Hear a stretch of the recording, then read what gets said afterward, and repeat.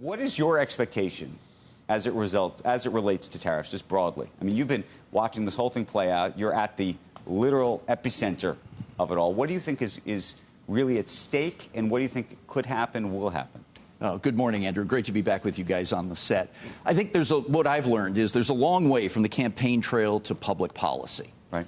And while we're not dismissing anything, I think industry, the workforce, and ports like ours want to know where and when, so we can begin to plan and adjust. We're doing all kinds of simulations trying to figure out, okay, if cargo shifts here, if it goes there, what do we do? How do we respond?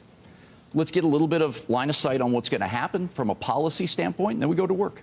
Right, but everybody doesn't know what the line of sight is. That's the question. And there's a secondary issue, which is it's not just what's the line of sight, it's when do you even learn what the line of sight is. How quickly will it take you to rethink plans if, in fact, you get that line of sight?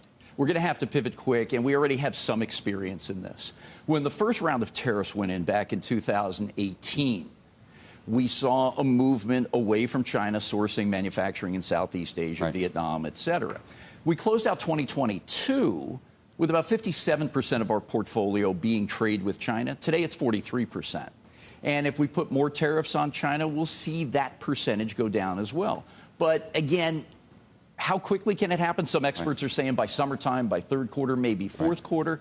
And what the key is going to be is our speed component. That's how we've done so well with North Asia cargo coming over to Los Angeles and distributing across the country.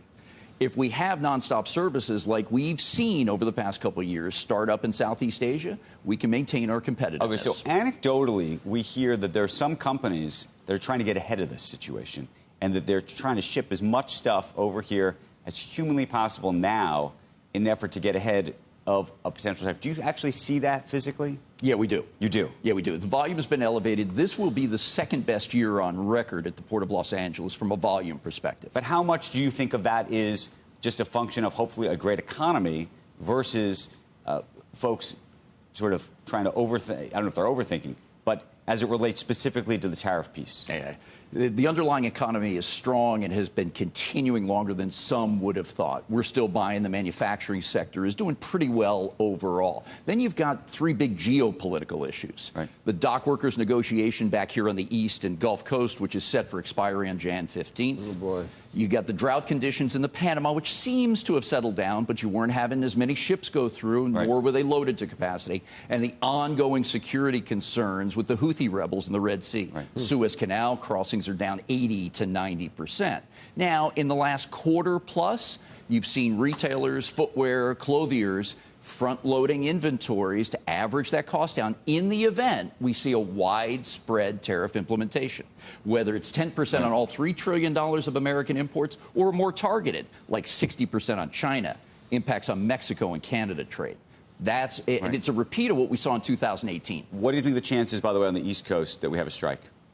I think it's pretty tough. It comes down to the discussion between the union and the employers on robotics or automation, and it's the most polarizing discussion we have in our industry today.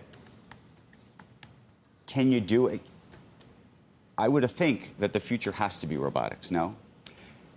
If we don't leave the workforce behind. There are models like in Hamburg, Germany, which have flourished. You grow capacity, top-line revenue, margin play, and you don't cut back the workforce to big-time levels. Right. If we can find a way to double capacity, which is what robotics can do, but not cut the workforce by 50, 80% at that individual facility, I think you got a conversation starting right there. Right, but here's the question.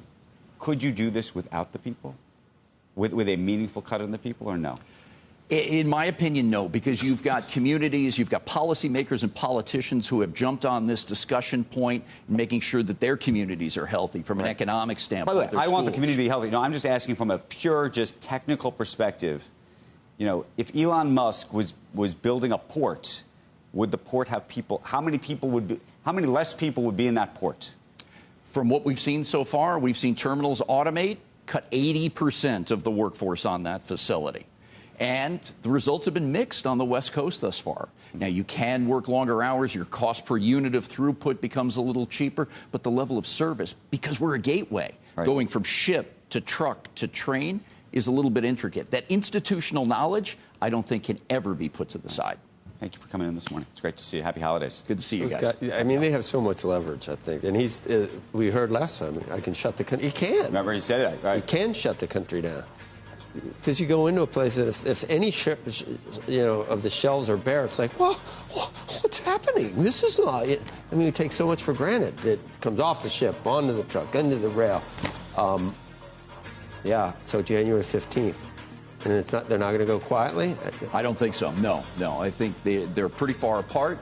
And while we got that tentative agreement back in the fourth quarter, this automation concept is really going to come down. Yeah, it's existential. That's the biggest thing. All right.